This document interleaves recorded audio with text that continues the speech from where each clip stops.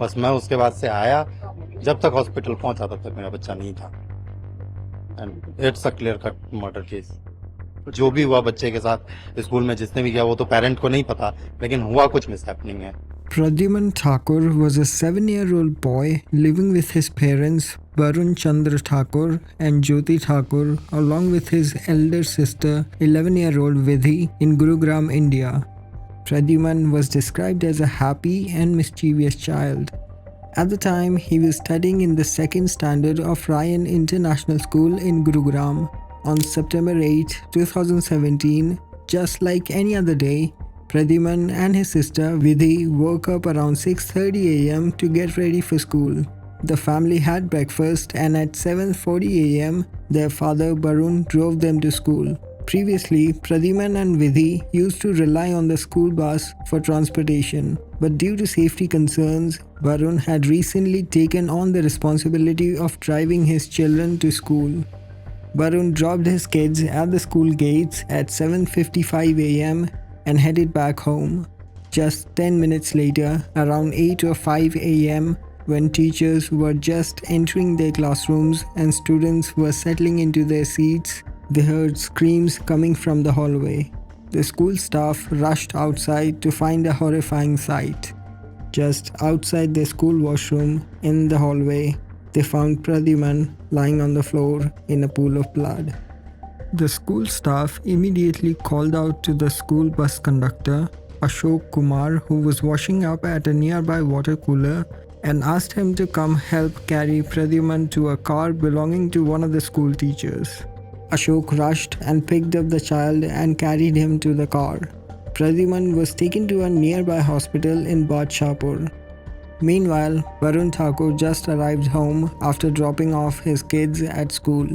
At 8:10 a.m., his wife received a phone call. As his wife was busy with housework, Varun picked it up. On the other end was the receptionist from the school. She told him to call the junior school supervisor immediately. Varun called her twice, but the phone was unreachable.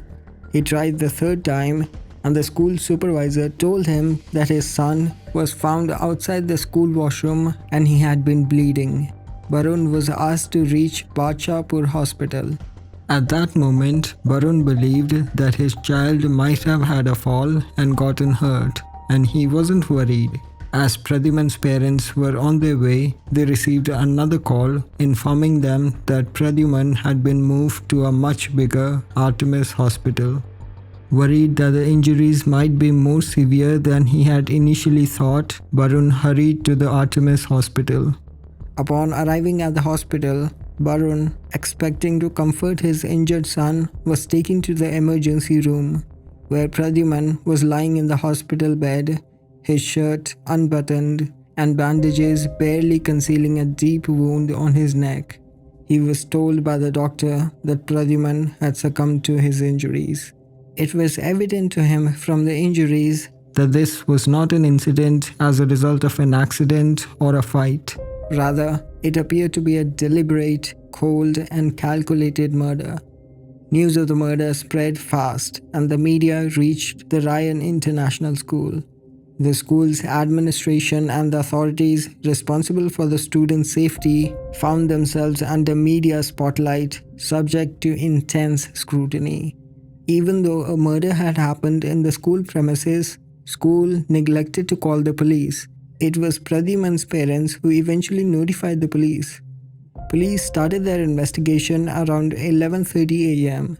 Unfortunately, the crime scene was not properly secured, leading to journalists, staff, and the parents inadvertently destroying the evidence. Blood samples and fingerprints were collected by the forensic team from the crime scene. Outside the washroom, there were bloody handprints and blood splatters on the walls, suggesting that Pradyuman had crawled out, potentially hitting the wall in his attempt to escape. Inside one of the washroom stalls, police recovered the knife that was used to kill Pradyuman. Police checked the CCTV footage from the hallway near the scene of the crime. Even though the CCTV did not have a clear view of the washroom, the police determined Pradyuman entered the washroom, and a few minutes later, they saw him crawl out of the bathroom, collapsing in the hallway. By noon, hundreds of angry parents had gathered inside the school, shouting slogans, breaking class windows and tables. As a result, the school was finally shut off to the public. By 3 p.m. that day, an autopsy was conducted. According to the autopsy, there were 2 cuts on Pradyuman's neck. One was superficial and the other was fatal. Pradyuman had sustained an 18-centimeter long wound which ran from the middle of his neck all the way to the back of his ear. The attacker had slashed the veins near the victim's throat and esophagus. As a result, Pradyuman would have been unable to scream or call for help. The wound was 2 centimeters deep. The coroner stated that the murderer was stouter and bigger than Pradyuman. That day, hundreds of people, including Pradyuman's parents, marched into the police station, demanding the person responsible to be put behind bars. Under mounting public pressure, the police apprehended 10 individuals who had used the restroom around the time of Pradyuman's death. While questioning them, they observed that one of the individuals had blood stains on their clothes. Based solely on this observation and in a hastily conducted investigation, the Gurugram police announced to the media within 9 hours of the murder that the school bus conductor Ashok Kumar was the perpetrator. It's worth noting that Ashok Kumar had carried Pradyuman to the car, explaining the presence of the blood on his shirt. Despite this, he became their prime suspect. As per the police theory, Ashok arrived at the school in the morning bus around 7:50 a.m. after the children had disembarked from his bus. He had intended to use the toolkit knife present in the bus for his personal needs that day. But upon taking it out of the box, he discovered that it was rusted. Consequently, he entered the school premises in search of a washroom to clean the knife. According to the police theory, when Pradyuman entered the washroom, they say Ashok Kumar tried to sexually assault him, but when he started to scream for help, Ashok panicked and pulled out the knife and stabbed him in the throat. He then leaves the knife at the scene of the crime and walks out of the washroom and washes his clothes at the nearby water cooler. This is when he was called to assist in carrying Pradyuman to the car. To support this theory, they claimed that the gardener, who was among the initial individuals to discover Pradyuman, had told them that he saw Ashok washing his blood-stained clothes and slippers at the water cooler. A teacher, along with 2 more students, claimed to have seen Ashok near the washroom. The next day, the Gurugram police paraded Ashok Kumar in front of the media. Ashok even confessed to murdering Pradyuman in front of the media. गलत काम करना चाह रहे थे उसके साथ। हाँ जी, फिर वो नहीं माना, रोड मचाना का, तो फिर मैंने उसके बाद चाकू चला दिया उसको। The arrest of Ashok was met with public doubts and concern, including Pradyuman's own parents. Pradyuman's mother, a few days later, stated that she does not believe that Ashok was the killer and that he was being framed. Police's version of events did not make sense, as despite the claims that Ashok had tried to sexually assault Pradyuman, the autopsy report ruled out any sign of a sexual assault. Moreover, the driver of the bus, in which Ashok Kumar was the conductor, came forward and told media that he was pressured by the Gurugram police to state that the knife found at the scene of the murder was part of the bus toolkit. Frustrated by the haphazard investigation conducted by the Gurugram police, Pradyuman's father filed a petition at the Supreme Court, asking for the investigation to be transferred to the Central Bureau of Investigation. On 15th September 2017, the state chief minister announced that the case was transferred to the CBI, an elite group of highly trained investigators. The CBI then started their own investigation from the start. They sent a forensic team to the school to review the evidence and scene of the crime independently from the Gurugram police investigation. They re-examined the clues, forensic evidence, and found no evidence that Ashok Kumar, arrested by the Gurugram police, was involved in the murder. A forensic investigation by the CBI found that the fingerprints found at the crime scene did not match Ashok. Following this, on 22nd November 2017, Ashok was granted bail by the district court in Gurugram. On 28 February 2018, Ashok was acquitted of all charges relating to the murder of Pradyuman Thakur. Ashok stated that his confession had been coerced. During questioning, Ashok told the CBI that the theory was concocted by the Gurugram police and he was made to rehearse it several times before he could say it in a proper sequence. He alleged that he was beaten up mercilessly, was not given food, and was not allowed to sleep until he confessed. It was also found that the gardener actually stated that he had not seen any bloodstains on Ashok's clothing before he assisted them in picking up Pradyuman to take him to the hospital. He also stated that he had also been repeatedly assaulted by the police in an effort to coerce him into confessing to the murder. The teacher too confirmed that Ashok stained his shirt while lifting Pradyuman to take him to the car. The witnesses told the CBI that their statements were tweaked to suit the line of investigation by the Gurugram police, just as Ashok was compelled to confess to a murder. The CBI then closely observed the CCTV footage, inspected the crime scene, and monitored the movements of everyone near the washroom. In the CCTV footage, they did see Ashok Kumar entering the washroom. However, he left before Pradyuman got there.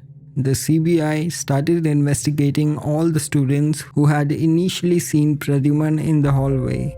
With the help of the school staff, all the students were identified and the CBI questioned them. One of the students, however, stood out.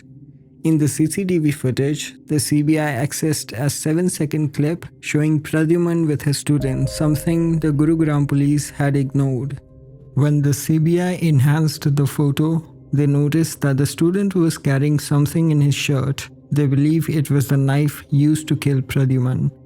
He was seen entering and exiting the washroom around the time of the murder.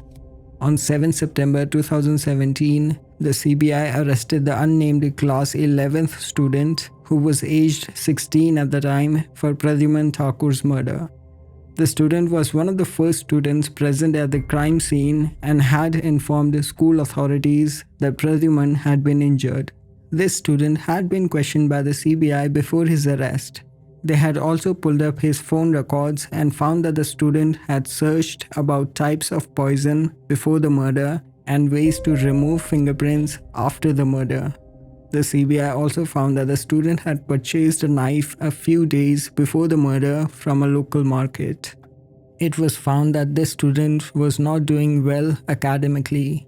2 other students had alleged that prior to the murder, the student had brought poison to the school and tried to trick some students into drinking it by mixing it in their water bottle in an attempt to postpone the half-yearly exam and parent-teacher meeting. Fortunately, the students detected something unusual and refused to drink it. It was reported that the incident was brought to the notice of the class teacher, but it was not taken seriously. One of the students said that around 3 weeks before the attack, the student had told them that they did not have to worry about the upcoming exams and parent-teacher meeting. When asked why, he reportedly said that it would not happen. During his interrogation, the student had confessed to murdering Pradyuman in the presence of his father, independent witnesses, and a juvenile welfare official. A CBI officer said the student had devised a plan to kill someone so that the exams and the PTM would be cancelled. He said, quote, "The student lured Pradyuman inside on the pretext of discussing something important and within seconds slit his throat. Somebody was going to die that day. He came prepared that he was going to use the knife he was carrying on someone. Pradyuman just happened to be at the wrong place at the wrong time." After murdering Pradyuman, the student informed the school staff about the injured boy.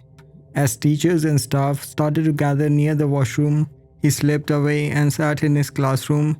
He was late by a few minutes for the exam and did not write anything in the exam. Sources said the student was quite popular in the school as he used to play the piano, but he didn't know Pradyuman. He was known to often skip classes and was found in the music room. His interest was in music, not so much in his studies. On 11th November 2017, since the student was a juvenile at the time of the murder, the student was placed in a juvenile home for observation to determine if he will be tried as an adult or a juvenile. After conducting evaluations on the student's mental and physical state, the Juvenile Justice Board declared on 20th December 2017 that he would be treated as an adult and undergo a regular trial in court. The trial for Pradyuman's murder has yet to begin. In October 2022, the Supreme Court granted interim bail to the accused. In January 2021, police officers of the Gurugram police were charged with framing Ashok Kumar by the CBI. The charges included offences relating to falsifying documents, torture, and criminal conspiracy. They have not yet been arrested on these charges. Pradyuman's parents are still fighting to get justice for their son's murder.